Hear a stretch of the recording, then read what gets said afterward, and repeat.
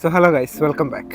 Relationships നമ്മുടെയൊക്കെയും ജീവിതത്തിൽ വളരെയധികം ഇമ്പോർട്ടൻ്റ് ആണല്ലേ. നമ്മുടെ ഫാമിലി ആയിട്ടുള്ളതാണെങ്കിലും ഫ്രണ്ട്സ്, ഏത് തരത്തിലുള്ള റിലേഷൻഷിപ്സ് ആണെങ്കിലും അത് വളരെയധികം നമുക്ക് ഇമ്പോർട്ടൻ്റ് ആണ്. പക്ഷേ ഇവിടെ നമുക്ക് അപ്രോപ്രിയേറ്റ് ആയിട്ടുള്ളവരെ ചൂസ് ചെയ്യുക എന്ന് പറയുന്നത് വളരെയധികം ഇമ്പോർട്ടൻ്റ് ആണ്. അല്ലെങ്കിൽ അത് നമ്മളുടെ പീസ് ഓഫ് മൈൻഡിനെ വളരെയധികം അഫക്റ്റ് ചെയ്യുന്ന കാര്യങ്ങൾ. ഈ റിലേഷൻഷിപ്സിനെ നമ്മൾ ചൂസ് ചെയ്യുന്നത് നമ്മുടെ പേഴ്സണൽ ലൈഫിൽ മാത്രമല്ല, നമ്മളുടെ പ്രൊഫഷണൽ ലൈഫിൽ ഇപ്പം ബിസിനസ് ചെയ്യുന്നവർ, അപ്പം അങ്ങനെയൊക്കെ ഉള്ളവർക്ക് വ്യക്തികളെ മനസ്സിലാക്കി തിരഞ്ഞെടുത്തില്ലെങ്കിൽ അത് നമുക്കത് പിന്നീട് വളരെയധികം വലിയ കോൺസിക്വൻസസ് കൊണ്ടുതരും. സോ അവിടെയാണ് നമ്മുടെ ഇന്നത്തെ വീഡിയോ ടൈറ്റിലൊക്കെ നിങ്ങൾ കണ്ടതുപോലെ പേഴ്സണാലിറ്റിയും അതുപോലെ തന്നെ ഒരു വ്യക്തിയുടെ ക്യാരക്ടറിനെ നമ്മൾ ഡിഫറൻഷ്യേറ്റ് ചെയ്യേണ്ടത് വളരെയധികം ഇമ്പോർട്ടൻ്റ് ആയിട്ട് മാറുന്നത്.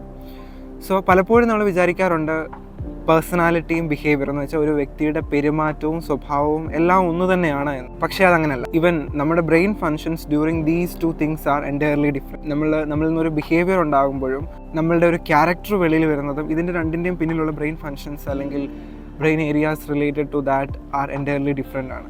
സോ എന്താണ് ഈ ബിഹേവിയർ അല്ലെങ്കിൽ പെരുമാറ്റവും പിന്നെ ക്യാരക്ടർ സ്വഭാവവും തമ്മിലുള്ള വ്യത്യാസമാണ് നോക്കുന്നത്. ഒരു വ്യക്തിയുടെ ബിഹേവിയർ അല്ലെങ്കിൽ പെരുമാറ്റം എന്ന് പറയുന്നത് അതൊരു സിറ്റുവേഷൻ അനുസരിച്ച് ആ വ്യക്തിയിൽ നിന്നുണ്ടാകുന്ന ഒരു റെസ്പോൺസ് മാത്രമാണ്. ഇതിന് ഏറ്റവും നല്ലൊരു ഉദാഹരണമാണ് ഇപ്പോൾ നിങ്ങൾ കൈ തീയത്ത് കൊണ്ട് വെച്ച് നമ്മൾ പെട്ടെന്ന് വലിക്കില്ലേ. നമ്മൾ ഈ കൈ പെട്ടെന്ന് വലിക്കുന്നത് നമ്മുടെ കൈ പൊള്ളുന്നതിന് നമ്മൾ കൊടുക്കുന്ന ഒരു റെസ്പോൺസാണ്. നമ്മൾ അറിയാതെ തന്നെ ഓട്ടോമാറ്റിക്കായിട്ട് ഉണ്ടാകുന്ന ഒരു പ്രോസസ്സാണ് നമ്മൾ ഈ കൈ പുറമോട്ട് വലിക്കുക എന്നുള്ളത്. അതുപോലെ തന്നെ നമ്മൾ വളർന്നു വന്ന സാഹചര്യങ്ങളും അതുപോലെ തന്നെ നമ്മുടെ റിലീജിയസ് അല്ലെങ്കിൽ നമ്മുടെ പേരൻറ്റിങ് സ്റ്റൈൽസിലൊക്കെ നമ്മൾ പഠിക്കുന്ന ഒരു കാര്യമായിരുന്നു. നമ്മൾ ഒരു പൊതു സമൂഹത്തെ എങ്ങനെ ആയിരിക്കണം, അല്ലെങ്കിൽ ഒരാളെ നമ്മൾ ആദ്യമായിട്ട് കാണുമ്പോൾ നമ്മൾ അവരോട് എങ്ങനെ ബിഹേവ് ചെയ്യണം, ഇതൊക്കെ നമ്മൾ പഠിച്ചു വളർന്ന വ്യക്തികളാണല്ലേ. സോ വി നോ എല്ലാ ആളുകളുടെയും ബ്രെയിൻ അറിയാം ഒരു ന്യൂ സർക്കംസ്റ്റാൻസസ് അല്ലെങ്കിൽ ഒരു ന്യൂ പേഴ്സണെ കാണുമ്പോൾ അല്ലെങ്കിൽ സെൽഫ് ഇമേജ് മെയിൻറ്റെയിൻ ചെയ്യാൻ വേണ്ടി എങ്ങനെ ഈ സൊസൈറ്റിയിൽ നിൽക്കണം എന്ന് നമ്മുടെ ബ്രെയിന് നല്ലതുപോലെ അറിയാം. സോ അതിനുവേണ്ടി നമ്മുടെ ബ്രെയിൻ പുട്ട് ഫോർവേഡ് ചെയ്യുന്ന ചില റെസ്പോൺസസ് ആണ് ഈ ബിഹേവിയർ എന്ന് പറയുന്നത്. ഈ ബിഹേവിയർ നമുക്ക് ഒത്തിരി നേരം മെയിൻറ്റെയിൻ ചെയ്യാൻ പറ്റത്തില്ല, കാരണം ഇത് ആ ഒരു പർട്ടിക്കുലർ സിറ്റുവേഷന് വേണ്ടി മാത്രം നമ്മളിൽ നിന്നുണ്ടാകുന്നതാണ്. ഇതിന് വേറെ നല്ലൊരു ഉദാഹരണത്തോടെ ഞാൻ പറഞ്ഞുതരാം.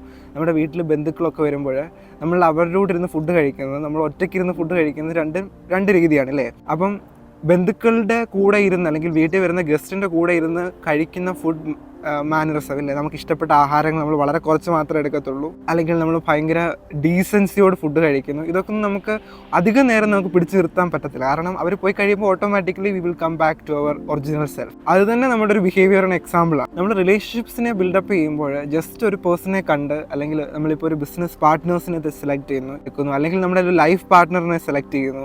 ഇതൊക്കെ ആകുമ്പോൾ പലപ്പോഴും നമ്മൾ പല ആളുകളുടെയും ബിഹേവിയർ മാത്രം കണ്ടുകൊണ്ടാണ് സെലക്ട് ചെയ്യുന്നത്. അവരവിടെ നല്ലപോലെ ബിഹേവ് ചെയ്തു, അവരിവിടെ നല്ലപോലെ ബിഹേവ് ചെയ്തു എന്നൊക്കെ പറഞ്ഞുകൊണ്ടാണ് നമ്മൾ ഇവരെയൊക്കെ നമ്മുടെ ലൈഫിലോട്ട് ഇൻവൈറ്റ് ചെയ്യുന്നത്. ദ തിങ് ഈസ് ദാറ്റ് അവർക്ക് ആ ഒരു നേച്ചറിൽ കുറേ നേരം പിടിച്ചു നിൽക്കാൻ കഴിയുകയില്ല, because they will go back to their original true nature. So ഇവിടെയൊക്കെ നമ്മൾ എന്തുവാണ് ചെയ്യേണ്ടത്? Rather than considering a person's behaviour, ഒരു പേഴ്സൻ്റെ ബിഹേവിയറിനെ നോക്കി അവരെ നമ്മുടെ ലൈഫിലോട്ട് ഇൻവൈറ്റ് ചെയ്യാതെ വേണം അവരുടെ ട്രൂ ക്യാരക്ടറിനെ നോക്കി നമ്മളുടെ ലൈഫിലോട്ട് അവരെ നമ്മൾ എന്ത് ചെയ്യണം? ഇൻവൈറ്റ് ചെയ്യണം. So two things, behaviour and character.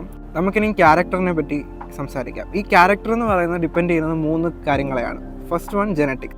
നമ്മളുടെ പൂർവികരിൽ നമ്മുടെ പേരൻസ് ഗ്രാൻഡ് പേരൻസ് അവരുടെ കുറച്ച് നേച്ചർ നമ്മളിലോട്ട് ഇൻഹെറിറ്റ് ചെയ്യുന്നുണ്ട്. അത് ഫസ്റ്റ് വൺ. അതിനെ നമുക്ക് മാറ്റാനൊന്നും പറ്റത്തില്ല. പലപ്പോഴും കൗൺസിലിംഗ് സെക്ഷൻസിൻ്റെ ഇടയ്ക്ക് പല പേരൻസും കുട്ടികളെ കൊണ്ട് ബുദ്ധിമുട്ടുന്നത് അവരുടെ തന്നെ നേച്ചർ അവരുടെ കുട്ടികളിൽ കാണുമ്പോഴാണ്. അപ്പോഴാണ് അത് വളരെയധികം രസകരമായിട്ടുള്ള സംഭവങ്ങളാണ് കേട്ടോ. സോ ഫസ്റ്റ് വൺ നമ്മുടെ ജനറ്റിക്സ്.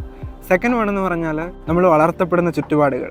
ആ ചുറ്റുപാടുകൾ നമ്മൾക്ക് തരുന്ന കുറേ മോറൽസും വാല്യൂസും ഒക്കെ. നമ്മൾ വളർത്തപ്പെടുന്ന ചുറ്റുപാട്, അവിടെ നമ്മൾ എങ്ങനെയാണ് വളർത്തപ്പെട്ട് വന്നത്, ഇതൊക്കെ നമ്മുടെ ക്യാരക്ടറിനെ ഷേപ്പ് ചെയ്യുന്ന രണ്ടാമത്തെ ഒരു ടൂളാണ്. എങ്ങനെയാണെന്ന് ചോദിച്ചാൽ, ഫോർ എക്സാമ്പിൾ, ഇപ്പോൾ ഒരു കുട്ടി വളരെയധികം സ്ട്രിക്റ്റ് ആയിട്ട് ഒരു പണിഷിങ് എൻവയോൺമെൻറ്റിലാണ് വളർന്നു വരുന്നതെങ്കിൽ കോൺസിക്വൻസസിനെ അവോയ്ഡ് ചെയ്യാൻ വേണ്ടി ആദ്യ കാലങ്ങളിൽ അത് പതുക്കെ കള്ളങ്ങൾ പറയും. കാരണം സത്യം പറഞ്ഞാൽ വീട്ടിൽ നിന്ന് കിട്ടുന്ന പണിഷ്മെൻറ്റ്സും അതുപോലെ തന്നെ കോൺസിക്വൻസും വളരെ വലുതായതുകൊണ്ട് എല്ലാ മനുഷ്യനും അവനവരുടെ തടിയെ രക്ഷിക്കണമല്ലോ. പതുക്കെ കള്ളങ്ങൾ പറഞ്ഞു പിന്നീട് അത് വളർന്ന് വലുതാകുമ്പം കള്ളം പറയുന്നത് അതിൻ്റെ ഒരു ക്യാരക്ടറായിട്ട് മാറും. കണ്ടില്ല എങ്ങനെയാണ് ഒരു സറൗണ്ടിങ് ഒരു വ്യക്തിയുടെ ക്യാരക്ടറിനെ രൂപപ്പെടുത്തിയെടുക്കുന്നത്. അതുപോലെ തന്നെ നമ്മുടെ റൂട്ടീൻസ്, നമ്മൾ സ്ഥിരം ചെയ്തുകൊണ്ടിരിക്കുന്ന കാര്യങ്ങൾ, അതും നമ്മളുടെ ക്യാരക്ടറിനെ വാർത്തെടുക്കുന്ന ഒരു പ്രധാന സംഭവം തന്നെയാണ്. ഫോർ എക്സാമ്പിൾ, നിങ്ങൾ ഡിഫിക്കൽട്ട് ആയിട്ടുള്ള ടാസ്കിനെ എപ്പോഴും മാറ്റിവെക്കുന്ന വ്യക്തിയാണെങ്കിൽ ഇത് നിങ്ങൾ സ്ഥിരമായിട്ട് ചെയ്തുകൊണ്ടേ ഇരിക്കുമ്പം പതുക്കെ നിങ്ങൾ ലേസി ആയിട്ടുള്ള ഒരാളായിട്ട് മാറും. സോ ഇങ്ങനെ നിങ്ങളുടെ ഏത് സ്വഭാവങ്ങളും നിങ്ങൾക്ക് ഒന്ന് ചികഞ്ഞു നോക്കാം. നല്ലതല്ലെങ്കിൽ അങ്ങനെയുള്ള റൊട്ടീൻസിനെ നിങ്ങൾക്ക് എൻഡ് ചെയ്തുകൊണ്ട് നിങ്ങൾക്കൊരു പുതിയ ക്യാരക്ടറിനെ ഉണ്ടാക്കാം. നിങ്ങൾക്ക് തന്നെ